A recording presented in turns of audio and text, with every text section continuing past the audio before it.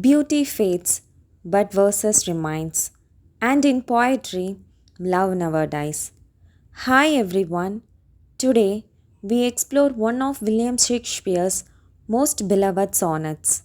Sonnet 18, Shall I Compare Thee to a Summer's Day? A timeless reflection on beauty, love, and immortality through verse. Let us begin. Before we begin, let's take a moment to remember the man behind the words. William Shakespeare. William Shakespeare is widely regarded as one of the greatest writers in English language. Over the course of his life, he wrote 39 plays, 154 sonnets, and several narrative poems, leaving behind a literary legacy that has shaped English literature and drama for centuries. He was born in Stratford upon Avon, England in 1564 and passed away in 1616. Some of his most famous works include Romeo and Juliet, Hamlet, Macbeth, Othello, and Julius Caesar. Masterpieces that continue to be studied and performed around the world. His writings explore timeless human themes like love, power, jealousy, betrayal, and fate. Themes that still feel deeply relevant even today. Now, let's explore one of his most beloved sonnets, Sonnet 18, a beautiful reflection on eternal beauty and the enduring power of poetry. About the sonnet. Shakespeare wrote many sonnets, but Sonnet 18 stands out for its timeless message about the nature of beauty and the enduring power of poetry. This poem is part of what's known as the Fair Youth Sequence, a collection of sonnets believed to be addressed to a young man of great beauty and virtue. Sonnet 18 follows a classic Shakespearean sonnet form. It has 14 lines written in iambic pentameter and follows a specific rhyming scheme of AB AB, CD CD, EF EF, GG. In this poem, Shakespeare compares a loved one to a summer's day, but quickly explains that their beauty is even more lasting and perfect than summer.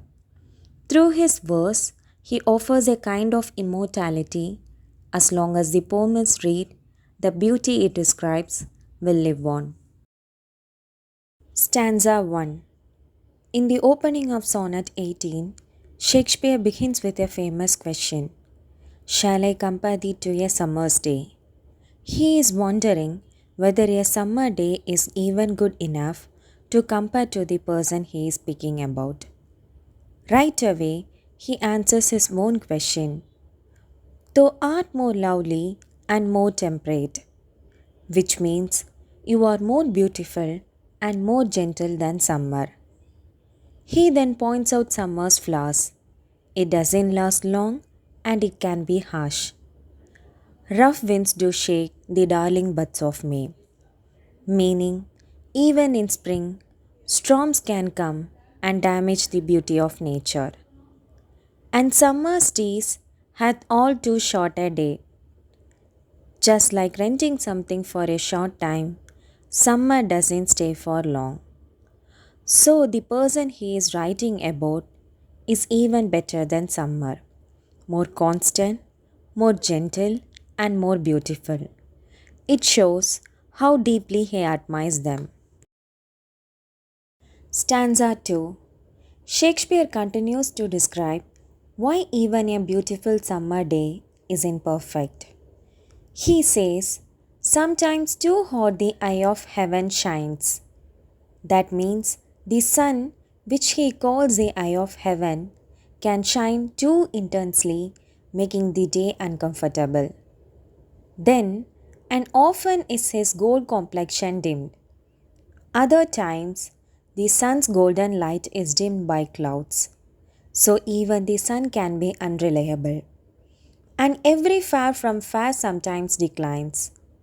This means that everything beautiful eventually fades, even the most perfect things. Why? By chance of nature's changing course untrimmed.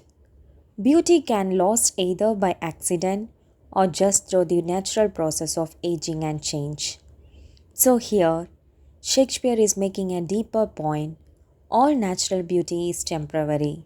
Nothing stays perfect forever. Stanza 3. Now comes the turning point in the sonnet, what we call the volta. Shakespeare says, "But thy eternal summer shalt not fade," meaning your beauty, your eternal summer, will never fade away like the real season does. Nor lose possession of that fair thou wast. You won't lose the beauty of your own. It's yours forever. Nor shall death brag thou wanderest in his shade.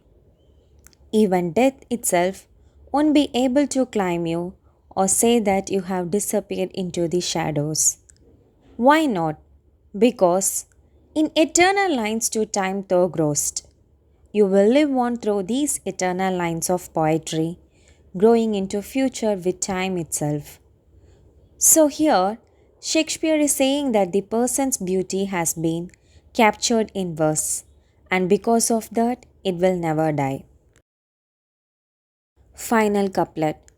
In the final two lines, Shakespeare sums up his message in a powerful way. So long as men can breathe or eyes can see, so long lives this, and this gives life to thee. He is saying that as long as people are alive, breathing and seeing, this poem will continue to live. And because the poem lives, the person it describes will also live on, forever remembered through these written words. It's a beautiful idea that poetry can give someone a kind of immortality, preserving their beauty and spirit for all time. Major themes in Sonnet 18. Beauty. Shakespeare starts by admiring the person's beauty, saying they are more beautiful and lovely than the summer days. He uses nature to describe just how perfect they are, even better than the best season of the year. Time. He reminds us that time changes everything. Flowers wither, seasons end, and beauty usually fades. But not time does. The person's beauty, he says, will never fades. Death. Shakespeare goes even further. He says that not even death can climb this person because they have been captured in verse. They won't disappear into the shadows of death like others do. Power of poetry. And that's the heart of the sonnet. The power of poetry to make someone immortal. As long as people are alive and reading, this poem will live, and so will the beauty of the person it describes.